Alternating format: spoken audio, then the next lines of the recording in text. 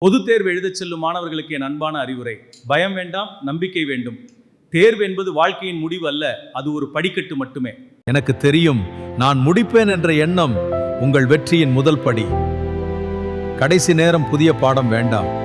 இப்போது புதியதை படிக்க முயற்சி செய்ய வேண்டாம். முன்பு படித்ததை மீண்டும் ஒரு முறை அமைதியா திரும்ப பாருங்கள். நேர மேலாண்மை மிகவும் முக்கியம். கேள்வித்தாளை முழுவதும் முதலில் படிக்கவும். நன்றாக தெரிந்த கேள்விகளுக்கு முதலில் பதில் எழுதவும்.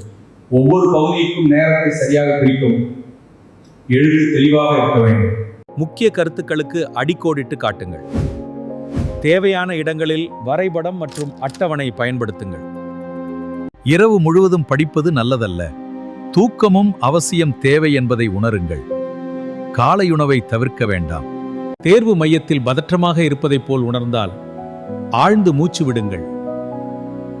மனம் அமைதியாகும்.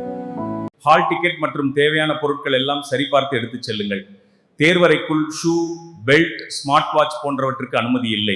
நினைவில் கொள்ளுங்கள், மதிப்பெண் உங்கள் திறமையின் ஒரு அளவுகோல் மட்டுமே. உங்கள் வாழ்க்கை அதைவிட பெரியது. உங்கள் முயற்சி உண்மையானது என்றால் வெற்றி நிச்சயம் உங்கள் வசம் வரும்.